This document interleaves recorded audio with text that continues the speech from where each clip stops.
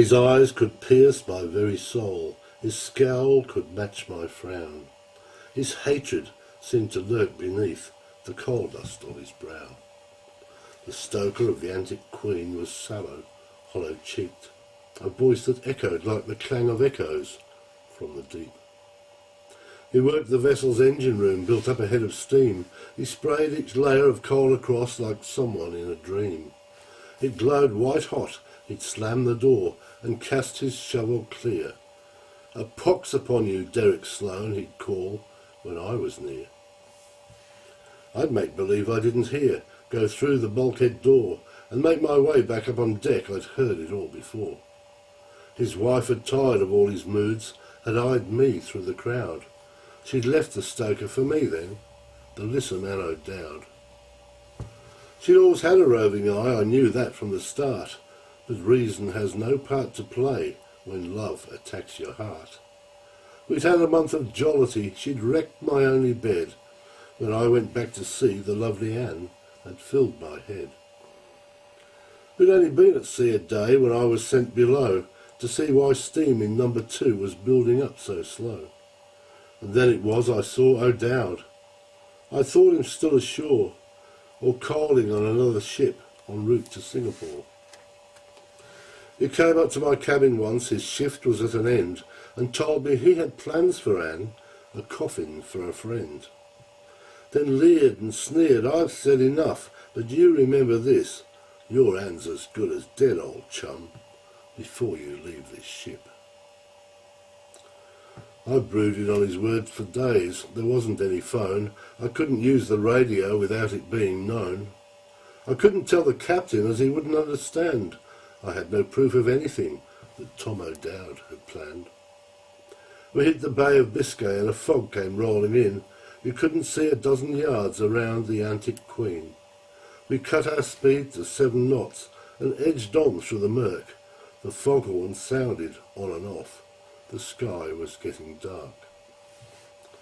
All that night we kept a watch until at early light a tanker nosing through the fog came steaming out of sight.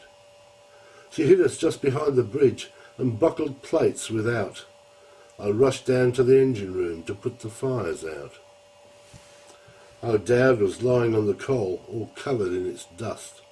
The sea was pouring in too fast to leave it all to trust. I swung the heavy metal door and sealed it from the tide. O'Dowd jumped up and hit the door with terror in his eyes. He screamed at me to open it. I watched him through the port, but regulations told me to do nothing of the sort. The ship was the important thing, and sometimes men must die. But secretly I smiled within, for Anne was safe and dry. O'Dowd stood back and stared at me and realised his fate. His wicked eyes stared through me as the water lapped his feet. I couldn't hear, but I could see him mouth 2 words of note. He shouted, "Paper bomb," and drew his hand across his throat. The water rose, washed him away. I raced up to the deck. The ship was listing badly. It would shortly be a wreck. We got the lifeboats out by chance along the starboard side and drifted out as Antic Queen turned turtle, rose, and dived.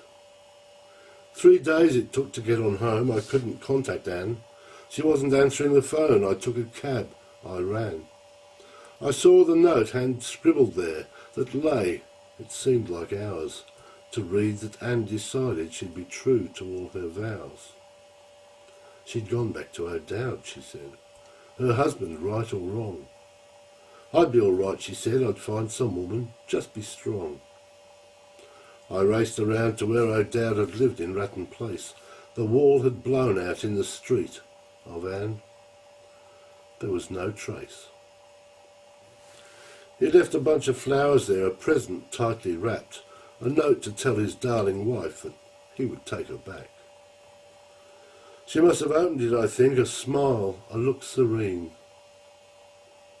O'Dowd had laughed the final laugh down in the Antic Queen.